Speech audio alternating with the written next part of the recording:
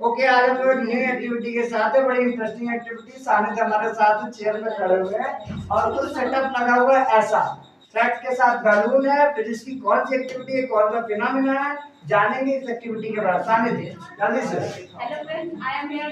My name is Sanjita. I am here to present the activity based on Newton's third law. तो आइए पहले activity देखते हैं।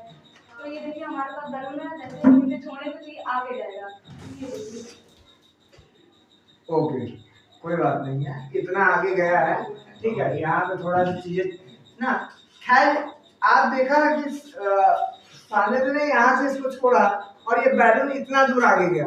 अभी थोड़ा सा और बैलून का साइज बड़ा होता तो ये और आगे जाता।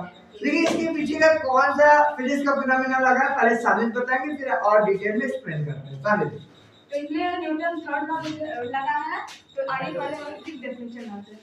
When an object exerts a force on any other object, then the second object simultaneously exerts and force back on the first object. Then these two forces are equal in magnitude but opposite in direction.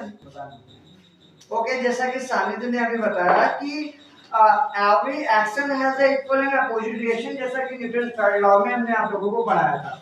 कि देखो हुआ क्या, जैसे इन्होंने balloon को जब छोड़ा तो एयर के जो पार्टिकल्स हैं आगे की तरफ गैस, वो आगे की तरफ एक्शन, और जैसे जैसे रॉकेट में नहीं होता, गैसेस बहुत तेजी से आगे की तरफ होता है, रिएक्शन बहुत तेज, रॉकेट आगे की तरफ जाता है। उसी तरीके से यहाँ पे देखो हमारे हाथ में बैलून है और देखो इसको जैसे छोड़ेंगे तो गैस पीछे निकलेगी, मतलब पीछे की तरफ ना, और जो एक्शन पीछे और रिएक्शन वो आगे की तरफ फॉरवर्ड होगा। ऐसे देखो ये गया ना, तो ये बैलून को हमने जैसे छोड़ा तो गैसेस के जो गैस बहुत तेजी से एक्शन की, यानी फोर्स बाहर की तरफ और रिएक्शन कहाँ हुआ, ऊपर की तरफ, इसलिए बैलून देखो ऊपर की तरफ गया। सेम इस वाले थ्रेड वाले केस में भी ऐसा ही हुआ था। इसी तरह रॉकेट, हमारे जितने भी रॉकेट है, सैटेलाइट्स जो आपको दिखाई पड़ रहे हैं, जो आर्टिफिशियल सैटेलाइट्स हैं, वो सब न्यूटन के थर्ड लॉ पे ही बेस्ड है, राइट। तो इससे हम लोगों ने न्यूटन के थर्ड लॉ को अच्छे से समझा और एक अच्छी सी एक्टिविटी से इस टॉपिक को पूरा कंप्लीटली समझ लेंगे। इसी से रिलेटेड हम लोग दूसरा टॉपिक भी लेके आएंगे